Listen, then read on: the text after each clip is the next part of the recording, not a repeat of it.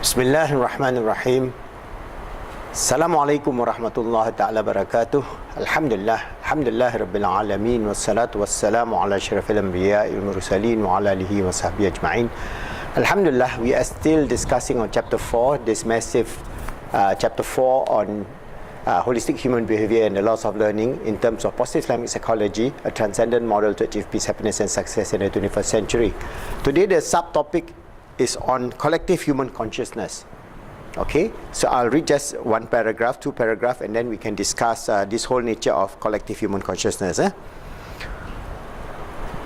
All problems exist because of wrongness in the collective consciousness of the human race. Okay, this is our premise. All problems that exist because of the wrongness in the collective consciousness of the human race. If a single human mind has basic wrongness, that individual will manifest a wide range of problems. That means if that person is a narcissist, or that person is a psychopath, or that person is a sociopath, then they will exhibit this whole range of problems related to that doing evil, cheating people, harming people, destroying properties, and so on. So they manifested their wrongness and affects their immediate surrounding. That means their family members, their friends, or even that society. Okay, but not to the extent that will be very severe in that sense, because it's only one person. If a single human mind has basic wrongness, that individual will manifest a wide range of problems. The consciousness of all individuals in the world make up the collective human mind. So we have this collective human consciousness. So within this, I will explain to you how this nature of collective human consciousness is manifested. And in my previous video, you go to our early videos on feeling, thoughts and emotions, I have explained to that, and a few videos before this have explained to you the nature of consciousness also. So you must follow as many videos, subscribe to our channel and learn as many videos as possible as we describe this whole idea, so that you have a better understanding of the framework of Islamic psychology and the nature of consciousness and the nature of collective consciousness. Okay, because this is very important topic that we have to understand. The consciousness of all individuals in the world make up the collective human mind. A wrongness in an individual is a wrongness in the collective mind. So if one person is doing wrong, that means it is affecting all also, but at a limited scale. If the collective human mind has a basic wrongness, human society will manifest a wide range of problems. The mechanism is very similar to the way the mind of one individual alter the structure of the mind of another.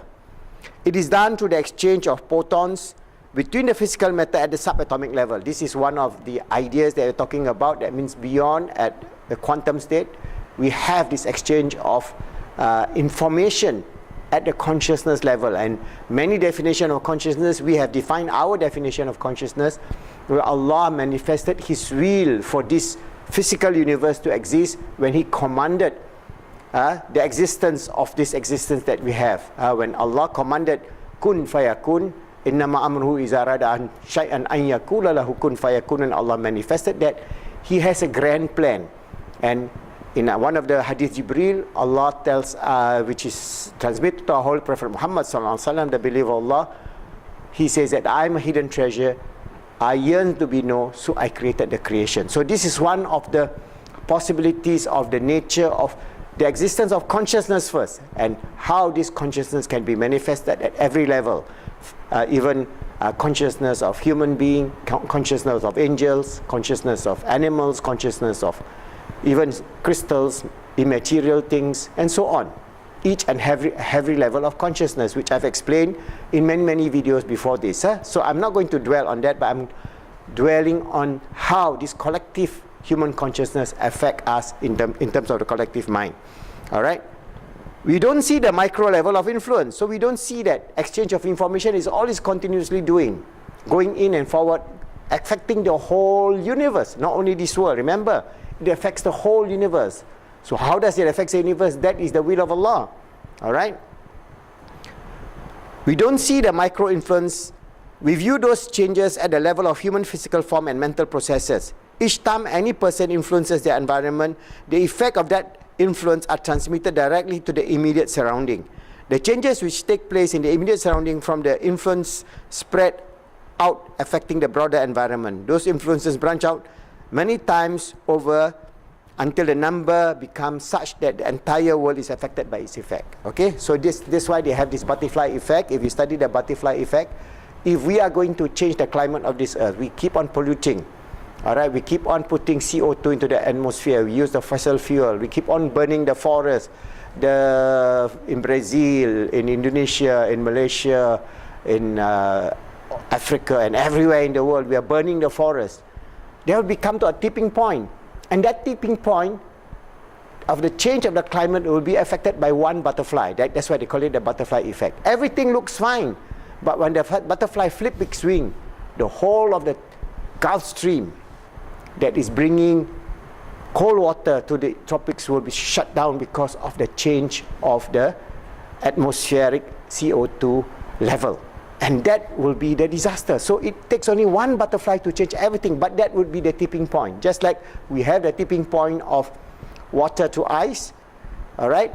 At zero, when you reach that 0 point, then that water turns to ice. So the same thing. Everything has a tipping point. The collective human consciousness has a tipping point, either towards elevation or towards degeneration. All right? So for example, if we look at human society in the 21st century, all indicators, whether it is the climatic indicators, whether it's psychological indicators, whether it's sociological indicators, whether it's economic indicators, whether it is all these indicators, GDP, GNI, whatever you name, all those statistical indicators point that we are going downwards. It means we are not living in a sustainable global world. We are destroying our environment, destroying our society, destroying our psyche.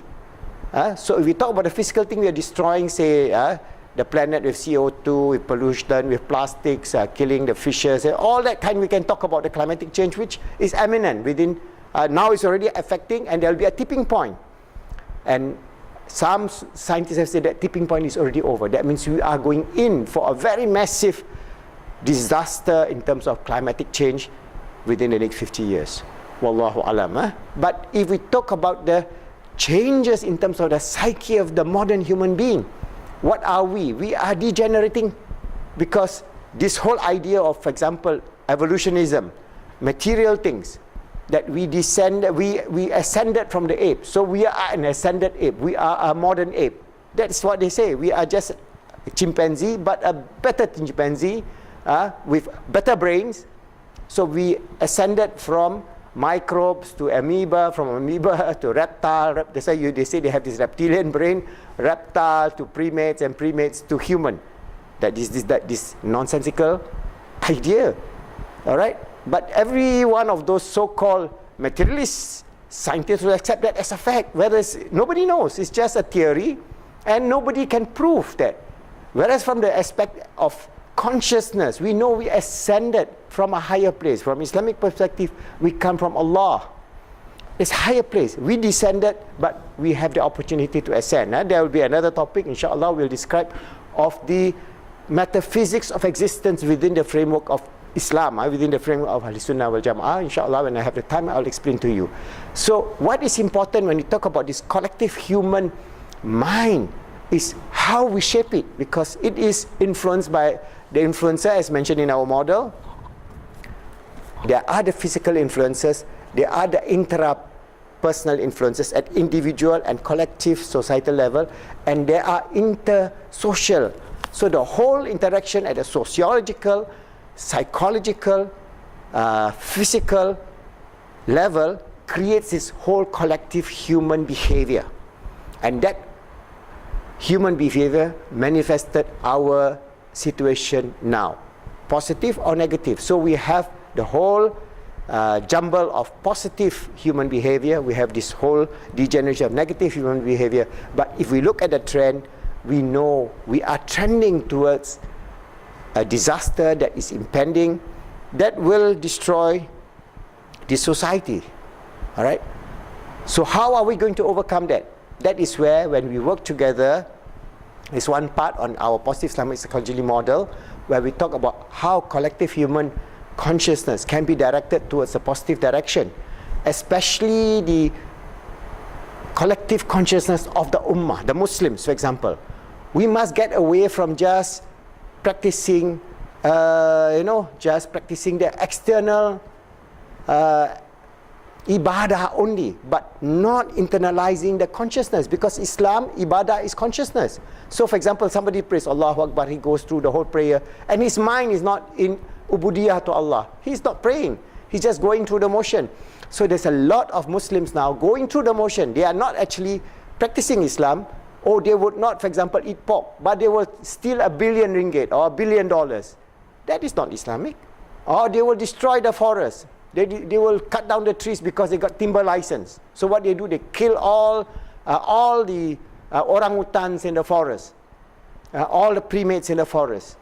The primates has every right to exist just like we have every. So that person, even though he prays 5 times a day, he go to the Hajj 1,000 times, he is not a proper Muslim. He has the consciousness of a hypocrite, a consciousness that is not of ubudiyah to Allah subhanahu wa ta'ala, a consciousness that will not be acceptable to Allah subhanahu wa ta'ala. But he be manifested with all his big sarban and all his big gown, and when he go to this majlis, you can see these people. But they are the biggest crook on earth. They're the biggest destroyer of society on earth. But they want to manifest their aura of holiness and goodness. Within our Muslim society, we can see that. These are the people that Allah mentions, the munafiqs, people who will be punished by Allah subhanahu wa ta'ala, because they are the ones who destroy the collective mind of the Muslims. So how are we going to save the collective consciousness and mind of the Muslims, especially our youth? This is where we have this collective responsibility to practice Islam, the intrinsic values of Islam. What are those intrinsic values of Islam? To acknowledge Allah subhanahu wa ta'ala, to live a life of goodness, appreciating what Allah, in gratitude that Allah has given us, to lead a life of peace, of love, of caring, of sharing, of making this world good, helping others to be good, making the world good as the Caliph of Allah. Those are the things that we have to manifest. Then we are actually living in a way that is blessed, and we can shape our ummah towards a functioning, beautiful ummah that can be an exemplar, khairul ummah, to all ummah on this earth in the 21st century. And that is our desire and hope. By understanding the whole realm of Islamic psychology, we can change the consciousness of the ummah towards being the best, achieving the best, fulfilling the best in this world and the hereafter, inshallah.